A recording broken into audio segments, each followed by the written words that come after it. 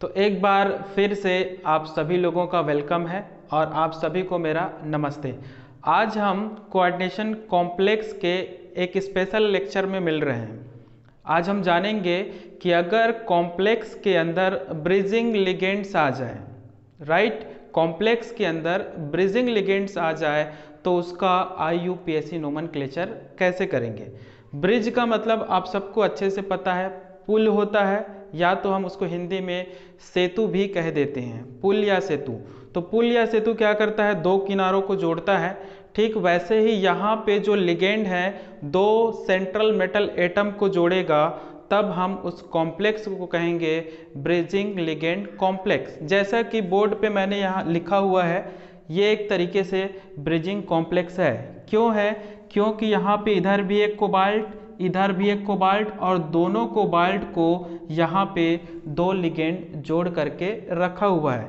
ये लिगेंड दो भी हो सकते हैं और एक भी हो सकते हैं। तो जब ऐसे केसेस आ जाए तो नोमेनक्लेचर कैसे करेंगे? तो नोमेनक्लेचर करना बहुत ही आसान है। आप ध्यान लगा करके इस वीडियो को कंप्लीट ज़रूर देखें।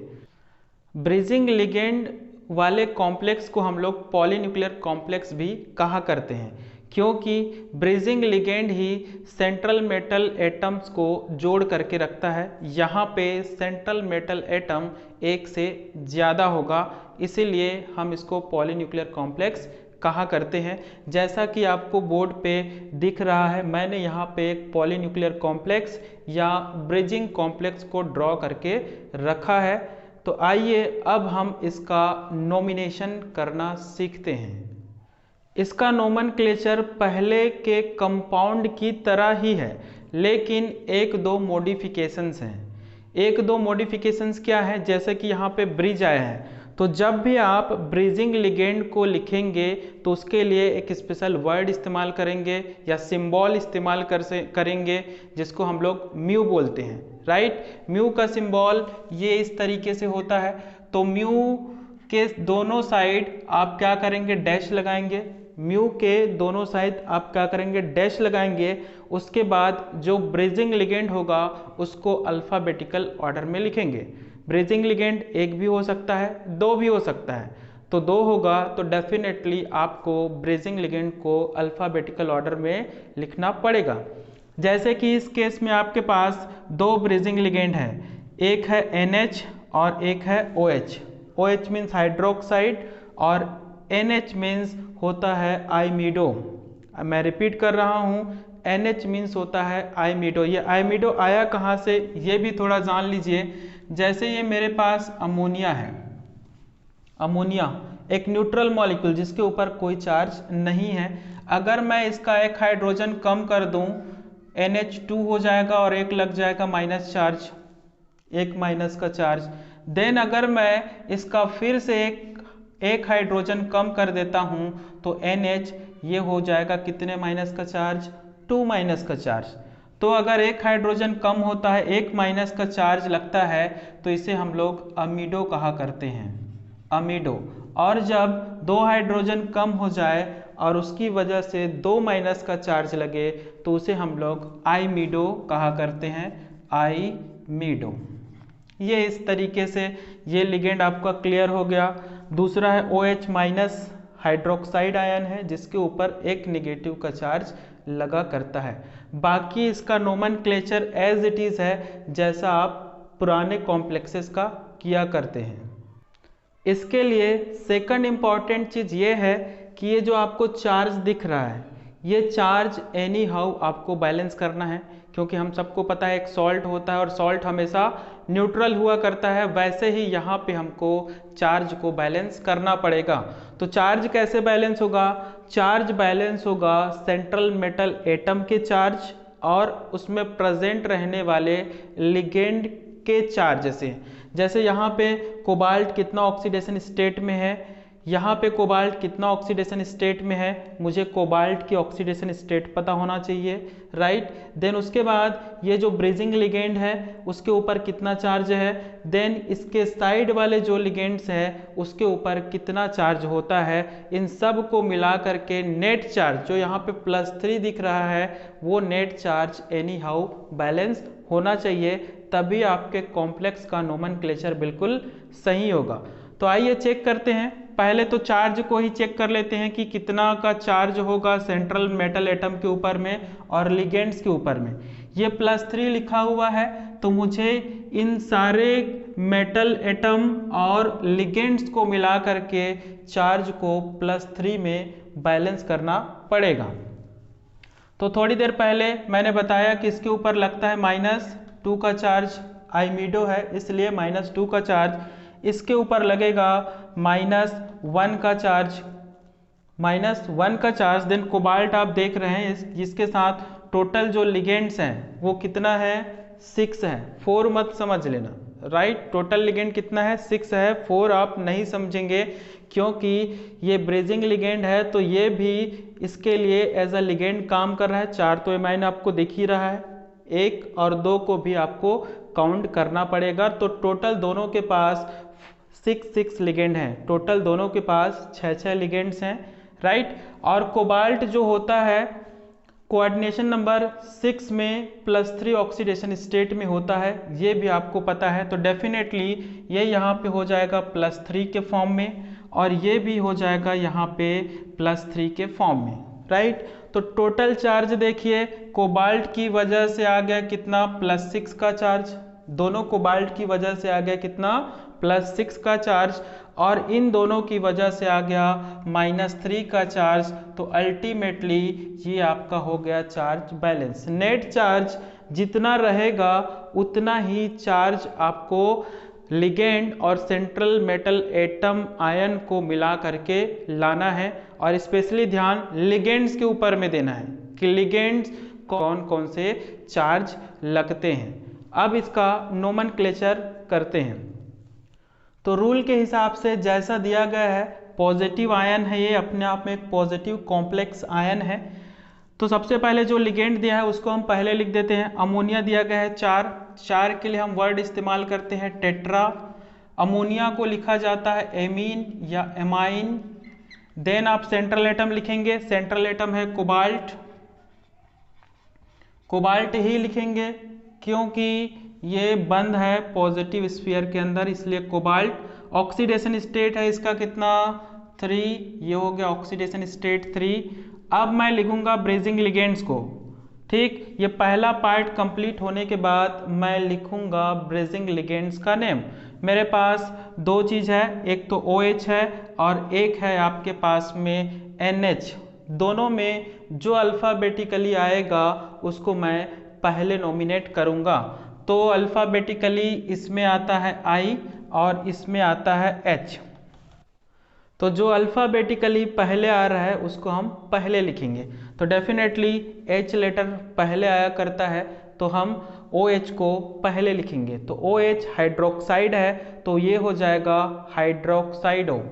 तो लिखूंगा कैसे, म्यू लिखा, म्यू के बाद हो जाएगा हाइड्रोक्साइडो, देन फिर से म्यू और म्यू के बाद ये हो जाएगा आइमिडो, म्यू के बाद आइमिडो, राइट। देन उसके बाद जब आप सेकंड पार्ट में जाएंगे तो लिगेंड को पहले लिखेंगे, सेकंड पार्ट में जाएंगे तो लिगेंड को पहले लिखेंगे। फिर से वही 4 अमोनिया के लिए टेट्रा और ये हो गया amine, tetra ammine, cobalt, cobalt के बाद इसकी ऑक्सीडेशन स्टेट 3 और लास्ट में आपको आयन लिखना नहीं भूलना है, ये हो जाएगा आयन। इस तरीके से इसका फाइनल नेम हुआ करेगा tetra ammine cobalt 3 mu hydroxido mu amido tetra ammine cobalt 3 ion, ये हो जाएगा इसका फाइनल नेम। आप चाहें तो इसको चेंज भी कर सकते हैं। एक नए रूल्स के तहत अगर ये दोनों वाला पार्ट, ये दोनों पार्ट अगर इक्वल है तो मैं इन दोनों को एक साथ लिख सकता हूँ। तो कैसे लिखेंगे देखते हैं। इतना हिस्सा ये यहाँ पे इक्वल है, इतना हिस्सा यहाँ भी इक्वल है। तो दोनों हिस्सा अगर इक्वल हो जाए तो हम उसको 20 लगा करके एक ब्रैकेट के अंदर रख सकते हैं। और सबसे पहले हम लिखेंगे किसको, जो ब्रिजिंग लिगेंड है उसको हम पहले लिखा करेंगे। तो पहले क्या हो जाएगा, इसका सेकंड जो नेम हो जाएगा वो हो जाएगा म्यू, म्यू के बाद हो जाएगा हाइड्रोक्साइडो, mu hydroxido, then mu, mu के बाद आइमिडो, म्यू आइमिडो, देन हम लिखेंगे 20, 20 के बाद लिखना है आपको टेट्राएमीन, टेट्राएमीन, टेट्राएमीन के बाद कोबाल्ट, कोबाल्ट के बाद इसकी ऑक्सीडेशन स्टेट 3। इन सब को एक ब्रैकेट में रखना है और लास्ट में आपको आयन मेंशन कर देना है। लेकिन ये आप तभी करेंगे जब ये दोनों साइड बराबर हो, ये दोनों साइड बराबर हो तभी ये काम करेंगे, अदरवाइज आपको ये काम नहीं करना है। अब उसी टाइप के एक दूसरे एग्जाम्पल को सॉल्व करके देखते हैं। कॉम्प्लेक्स आपको दे दिया गया है, यहाँ भी दो सेंट्रल मेटल एटम है, दोनों के दोनों फिर से आपको कोबाल्ट दिया गया है। लिगेंड आपके चेंज कर दिए गए हैं और नेट चार्ज भी क्या हुआ है, चेंज हुआ है। तो सेम रूल लगाते हैं। पहला चेक कर लेते हैं लिगेंड्स के बारे में। O2, O2 याद रखेंगे, यहाँ पे आपको बहुत प्रॉब्लम हो सकता है। क्यों हो सकता है, क्योंकि हमको नेट चार्ज निकालते समय प्रॉब्लम 100% होना है, क्योंकि O2 आपको 3 फॉर्म में मिला करता है, राइट। O2 आपको 3 फॉर्म में मिला करता है। वो कौन कौन से फॉर्म में है, एक तो आपके पास हो गया सिंपल O2, सेकंड हो गया O2 माइनस, और एक होता है O2 2 माइनस। अगर आपको ये तीनों अच्छे से नहीं पता है तो प्रॉब्लम ज़रूर होगा। O2 सिंपल से क्या है, ऑक्सीजन है, सिंपली हम ऑक्साइड लिख सकते हैं, राइट। O2 को हम लोग क्या लिख सकते हैं, ऑक्साइड।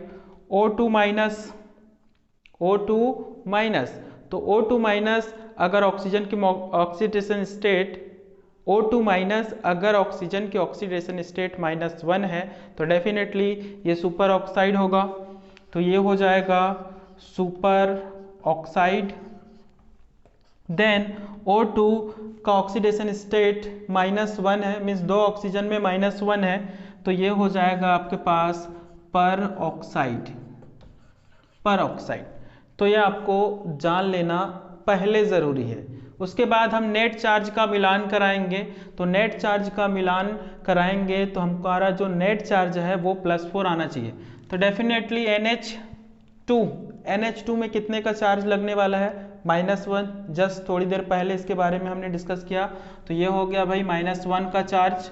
O2 के ऊपर में भी -1 का ही चार्ज लगने वाला है, O2 के ऊपर में भी -1 का ही चार्ज लगने वाला है, क्योंकि यहाँ पे ये हो गया कितना, +3, और ये भी हो गया +3। यहाँ पे दोनों कोबाल्ट +3 ऑक्सीडेशन स्टेट में होंगे, क्योंकि दोनों के पास 6 लिगेंड है और नेट चार्ज को वो बैलेंस करने में हेल्प करता है। इसलिए कोबाल्ट की यहाँ पे ऑक्सीडेशन स्टेट होगी +3।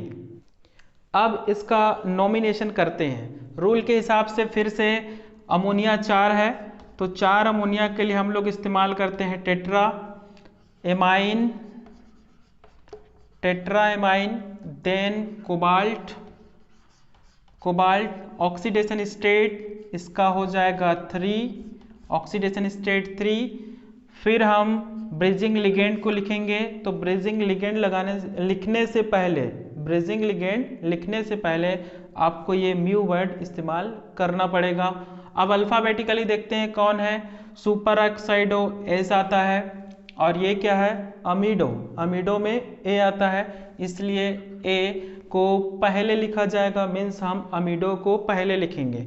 तो mu amido, mu amido, then mu superoxido, superoxido, mu amido superoxido. Then फिर से लिखा जाएगा लिगेंड का नेम, ये हो जाएगा टेट्राएमीन। टेट्राएमीन के बाद कोबाल्ट, कोबाल्ट की ऑक्सीडेशन स्टेट 3, और उसके बाद मैं लिखूंगा आयन, क्योंकि इसका केवल एक ही पार्ट आपको दिया गया है, तो इस तरीके से इसका नॉमिनेशन हो जाएगा। फिर आप चाहे तो इसको फिर से चेंज कर सकते हैं।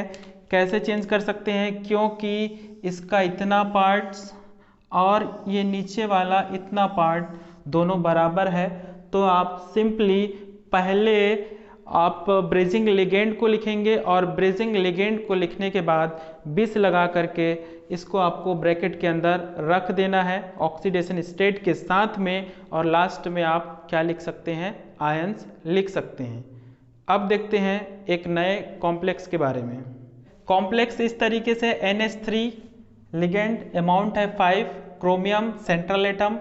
ब्रेजिंग लिगेंड यहाँ पे आपको केवल एक दिया गया है, ब्रेजिंग लिगेंड यहाँ पे आपको केवल एक ही दिया है, तो एक ही लिखना पड़ेगा हमको म्यू लगा करके। 2 दिया रहता है तो हम 2 लिखा करते हैं, राइट। देन उसके बाद यहाँ पे आपको दिया गया है लास्ट में काउंटर आयन, या बोले इसका आयनिक पार्ट है, तो ये दिया गया है आपको 5। तो पहले की तरह इसको भी चाहे तो आप चेंज कर लीजिए। चेंज कर लेंगे तो नेम लिखने में आपको बहुत ही आसानी होगा, तो चेंज कर लीजिए। मैं Cl को हटा करके यहाँ पे लिख देता हूँ +5। +5 क्यों +5 लिखा? क्योंकि एक Cl में -1 का चार्ज लगता है, तो 5 Cl में -5 का चार्ज लगेगा, और -5 को +5 बैलेंस करता है। सिंपल सा लॉजिक। देन आइए नॉमिनेट करते हैं। अमोनिया की संख्या है 5, तो 5 के लिए हम वर्ड इस्तेमाल करेंगे पेंटा, ये हो जाएगा पेंटाएमीन। पेंटाएमीन के बाद chromium, chromium, chromium positive sphere के अंदर बंद है इसलिए सिर्फ क्रोमियम। ऑक्सीडेशन स्टेट कितना होगा? ऑक्सीडेशन स्टेट अब हमको सोचना पड़ेगा कि इसकी ऑक्सीडेशन स्टेट कितनी होगी। क्रोमियम यहाँ पे 5 लिगेंड के साथ में है, तो आइए चेक करते हैं। टोटल मुझे नेट चार्ज चाहिए +5, तो OH का आप सबको पता है इसका -1 होता है, तो डेफिनेटली यहाँ पे हो जाएगा +3 और यहाँ भी हो जाएगा +3, ये हो गया +6। +6 में आप 1 माइनस करेंगे तो आपको डेफिनेटली +5 मिलना ही मिलना है, तो इस तरीके से हो जाएगा। तो क्रोमियम के ऑक्सीडेशन स्टेट हो जाएगा 3। देन हम लिखेंगे अब ब्रेजिंग लिगेंड को म्यू लगा करके, और OH को हम लिखेंगे hydroxido, mu hydroxido. Then again पेंटाएमीन,